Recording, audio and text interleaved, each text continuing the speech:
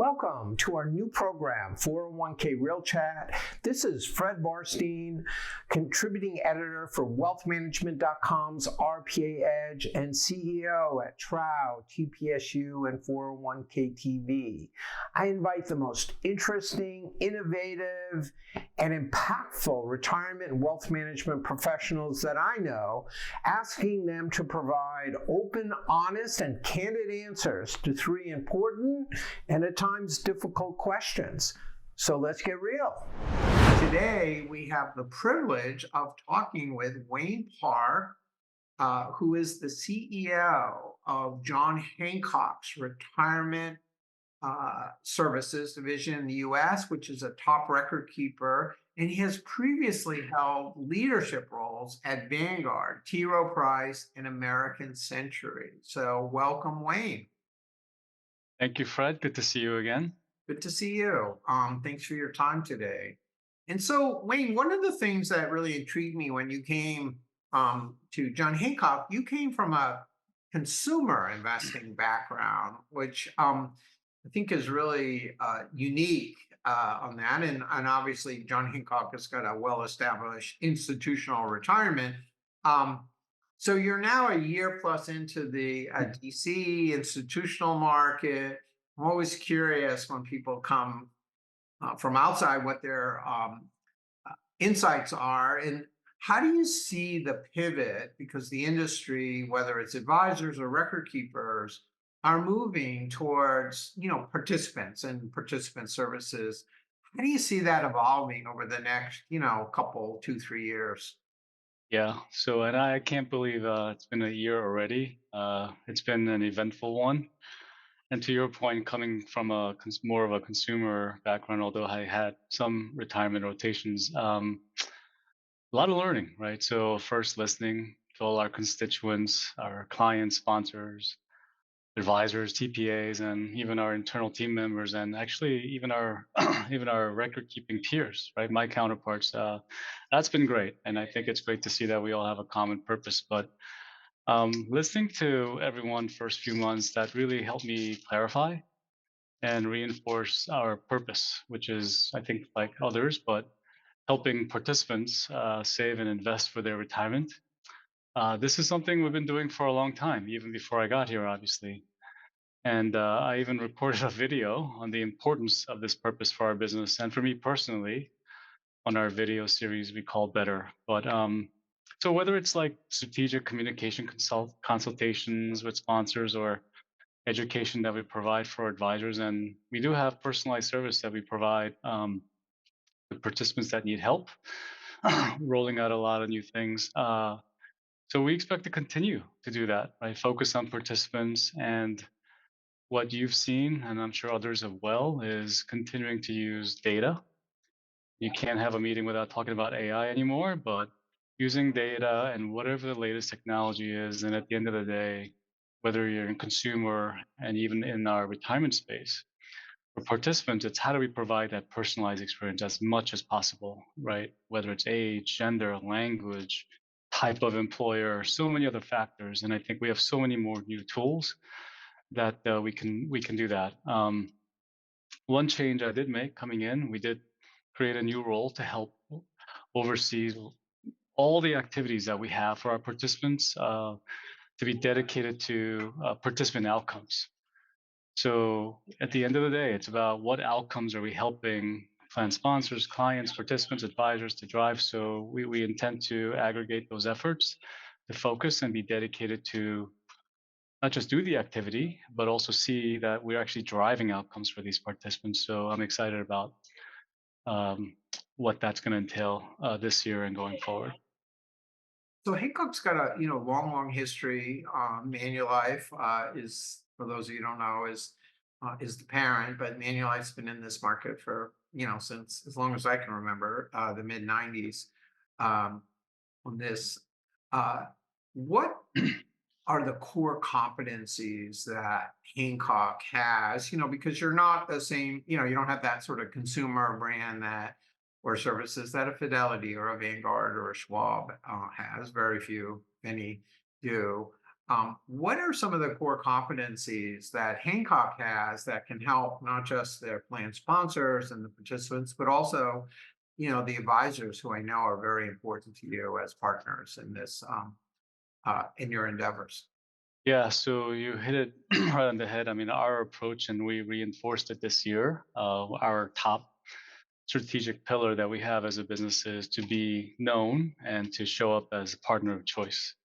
And that's for advisors themselves, their firms, TPAs, consultants, and otherwise. So our efforts is how do we help those partners make decisions easier for the sponsors? So the core competency at the end of the day is we, as you said, been in this space for a really long time, and it has a legacy and a track record of having the retirement knowledge, experience, service orientation, and that came through really loud and clear during my travels as well. People do appreciate having the ownership and having those capabilities brought to market, and that also stretches across. I think a lot of people think we're only in the smaller core end, and we absolutely been successful there, but we're highly successful in the Taft Hartley segment.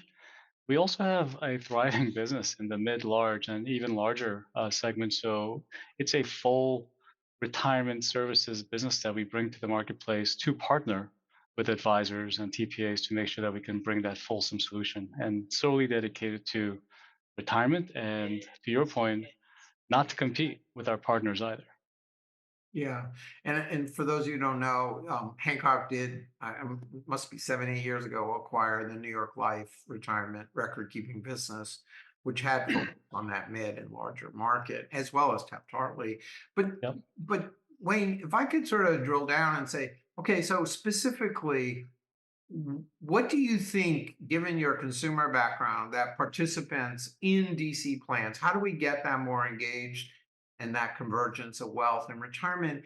And what is it that Hancock has? Because, as I said, you're not really, big part of yours not working with consumers and individual, or the brand isn't there. Maybe you do. How are you going to, what do you have to help either the plan sponsors or your advisors to be able to help participants with more than just saving for retirement?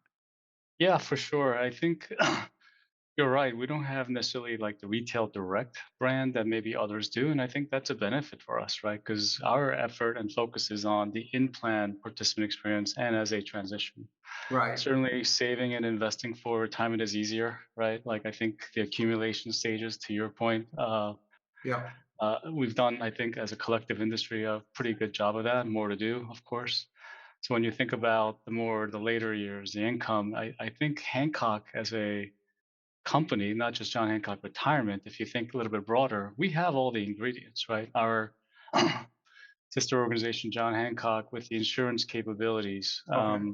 thinking about health and wealth collectively, I think we have all the components to think about in plan participant education, advice tools, Okay. income solutions that we can bring to market now. I think we could certainly do a better job of packaging it together. Yeah. Um, but I would say it's a misnomer just because we don't have the retail direct, because that's a different out of tax deferred accounts. But we have and have been delivering for our sponsors education, managed account solutions. We have a new product that we rolled out just a few months ago, actually last year, dynamic retirement strategy. So a lot to bring to bear, and we are working already. So I would love to break that if you could help me. In-plan participant education, engagement, advice. As you know, it's not one magic silver bullet to address them all, but you have to surround and really work with your partner and the sponsor on what will work. Because what may work for a Taft Hartley plan is going to be very different from what may work for a corporate plan that's more professionals. Right. So really having that partnership orientation and bringing all the toolkits that we have to bear, I think in a tailored manner. I think that's that's our value proposition. Make it easier, own the service experience, and really tailor the solutions for that employer. And before we get on to the final question, I just want to emphasize what you had said is, or just question, you're not competing with the advisors for those participants. A lot of the firms that have a retail, they may want to offer those directly to the participants that you are, your focus is to partner with the advisor on those participant services? Yeah, I think it's becoming more unique. It's not to say that other right companies have it wrong, but we've been very clear and have no intention to compete with our partners.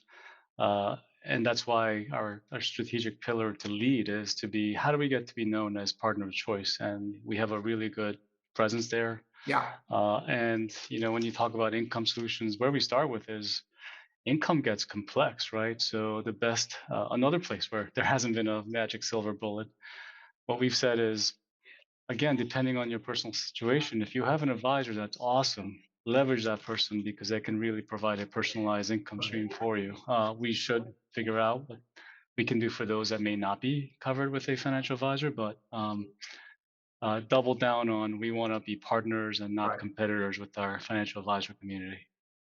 And I know that as wealth advisors start becoming more interested, you have a fairly large, very well educated, some of the top wholesalers, external, as well as working with hundreds, if not thousands, of TPAs who have also been instrumental with advisors that may not be specializing in this market as well. How Yeah. many wholesalers do you have in the field and internally, and how many TPAs do you guys work with these days?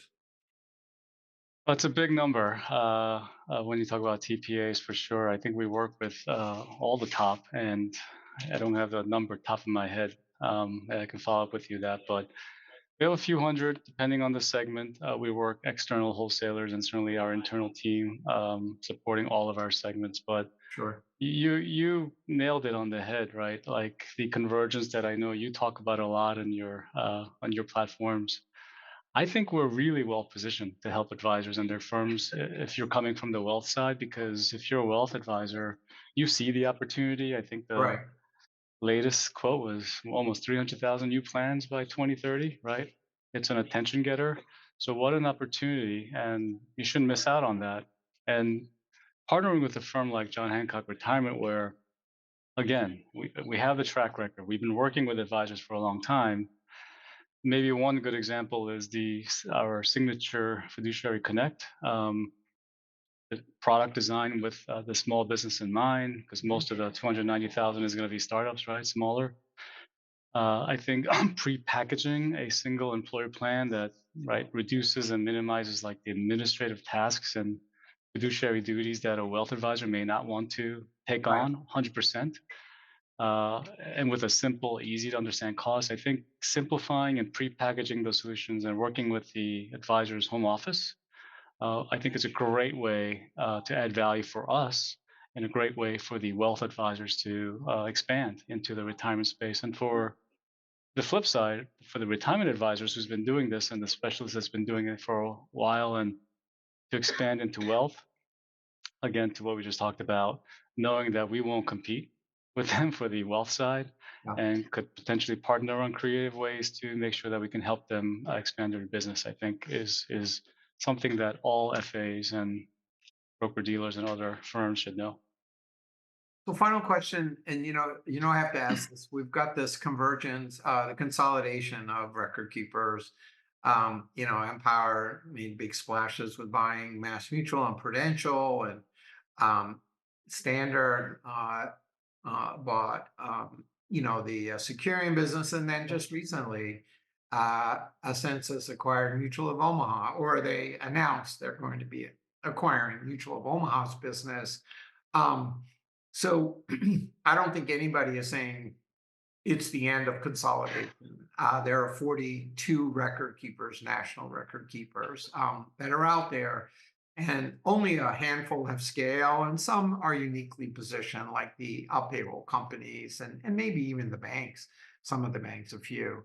How does Hancock answer that question when advisors ask, you know, you may not have as many participants and plans as an Empower, Fidelity, Vanguard. Um, what is it that's unique about this market that says Hancock is in this for the long term and is not going to be part of this consolidation? Or if you are, it'll be acquiring like you did with New York Life. Yeah, I have a lot to say on this topic because, as I mentioned, my first year going around, it took question I got a lot, to Yeah. my surprise, right? I understand the M&A, whatnot, but personally, like, I don't know that there's a magic number of participants that can define scale, right? You can certainly acquire firms. That could be your strategy through M&A to get to a larger number of participants, but I mean, that doesn't mean you have scale until you have them on a common process, platform, and other systems, which will take time and some disruption. So, especially if you pay a premium to buy another firm, what ends up happening is you have to commercialize the participants, right? End up competing with your partners, and we absolutely don't intend to do that. Again, we want to be known as a partner of choice for advisors and TPAs and so on. So, in my mind, true scale, and that's really what's driving, right? Obviously, record keeping fees and otherwise leading to the M&A and consolidation. But in my mind, true scale comes when you're able to add participants at or close to zero marginal cost. In order to do that, you have to ensure your infrastructure is designed for efficient growth. And that's really what we're focused on now. And the other factor for us, we're also able to gain a ton of leverage from our TPA partners. I mean, we have almost 57,000 plans, of which I think 54,000 work with a TPA. And we've been partnering with TPAs for 30 years, right? It's a long history of working together successfully. I will say the other element that helps us with scale is that we have a global retirement business. You mentioned our parent company, Manulife. When you look across all our geographies, we have close to 9 million participants in total. And thankfully, we're able to leverage some common capabilities across those geographies that I think many in the US aren't aware of. And we should probably do a better job of that. And in addition to the global footprint, you mentioned our parent company, Manulife. It's really good to have that backing of a strong parent that's committed to investing in our business for growth. Because if you're going to have a global retirement business, you can't have a successful global retirement business and footprint if you're not going to be in the largest and fastest growing market in the US, right? So I hope I can put that to bed that like we have our ambition to grow. Manulife does, global retirement business, and certainly for the US market, we're in it for the long haul and we want to do it the right way. And maybe last point, I should add that we don't define winning as being the biggest, right? But instead, hyper focused on being the best partner for advisors, TPAs, consultants, so that we can make decisions easy for sponsors, really set up and run the retirement plan for their participants so that they have better outcomes. So coming back to what we started the conversation with, right? Delivering on our purpose for participants is what we're focused on, and we're defining winning in that context and not about how many firms we may acquire or what are we getting big enough. Right. Acknowledge that you have to have some scale and means to get scale, and I just share with you how we get to those outcomes the same way, not the same way. So before I let you go, it's been a while since your last acquisition, which New York Life. Is Hancock a buyer? Are you looking to acquire strategically in this market? um, my personal thought is, I mean, you should always have your eyes open. But again, to my earlier point, you don't want to just buy and end up with parts that don't necessarily work together. I think we want to be in position and work hard to be in that position where we, if and when we do acquire, that it's an easy addition and value add, and we can quickly gain scale. And we'll certainly keep our eyes open, but I don't think you should expect anything like that in the near future. All right. Well, that's all the time we have. I've been talking with Wayne Park, CEO of John Hancock's U.S. Retirement Division. Thanks for joining today, and thank you, Wayne, for participating. Thanks for having me, Fred. Always a And lively discussion. yeah, no, we don't give you easy questions. And thanks for watching Wealth Management's RPA video chat. Please stay tuned for other programs like this.